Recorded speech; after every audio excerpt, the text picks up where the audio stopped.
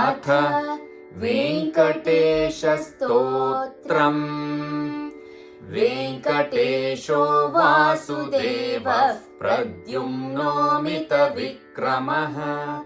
सङ्कर्षणो निरुद्धश्च शेषाद्रिपतिरेव च जनार्दनः पद्मनाभो वेङ्कटाचलवासनः सृष्टिकर्ता जगन्नाथो माधवो भक्तवत्सलः गोविन्दो गोपतिः कृष्णः केशवो गरुडध्वजः वराहो वामनश्चैव नारायण अधोक्षजः श्रीधरः पुण्डरीकाक्षः सर्वदेवस्तुतो हरिः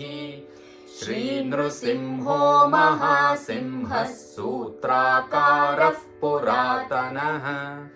रमानाथो महीभर्ता भूधरः पुरुषोत्तमः चोलपुत्रप्रियः शान्तो ब्रह्मादीनां वरप्रदः श्रीनिधिः सर्वभूतानां भयकृद्भयनाशनः श्रीरामो रामभद्रश्च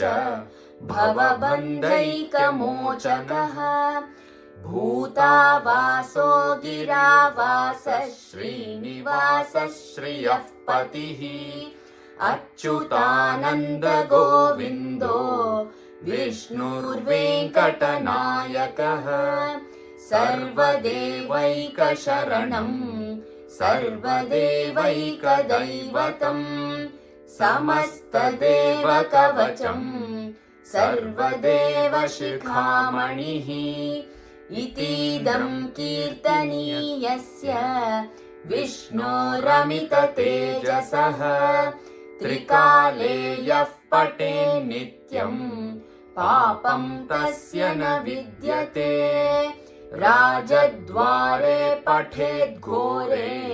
सङ्ग्रामे रिपुसङ्कटे भूतसर्पपिशाचादिभयं नास्ति कदाचन अपुत्रो लभते पुत्रान् निर्धनो धनवान् भवेत् रोगार्तो मुच्यते रोगात् बद्धो मुच्येत बन्धनात् यद्यदिष्टतमं लोके तत्तत् प्राप्नोत्य संशयः ऐश्वर्यं राजसन्मानं भुक्तिमुक्तिफलप्रदम् विष्णुर्लोकैकसोपानं सर्वदुःखैकनाशनं सर्वैश्वर्यप्रदं नृणां सर्वमङ्गलकारकम् मायावी परमानन्दम् त्यक्त्वा वैकुण्ठमुत्तमम् स्वामि पुष्करणीतीरे रमया सह मोदते कल्याणाद्भुतगात्राय कामितार्थप्रदायिने श्रीमद्वेङ्कटनाथाय श्रीनिवासाय ते नमः वेङ्कटाद्रिसमं स्थानं ब्रह्माण्डे नास्ति किञ्चन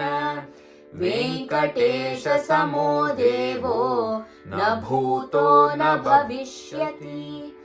एतेन सत्यवाक्येन सर्वार्थान् साधयाम्यहम् इति श्रीब्रह्माण्डपुराणे ब्रह्मनारदसंवादे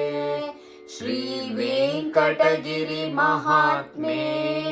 श्रीवेङ्कटेशस्तोत्रम्।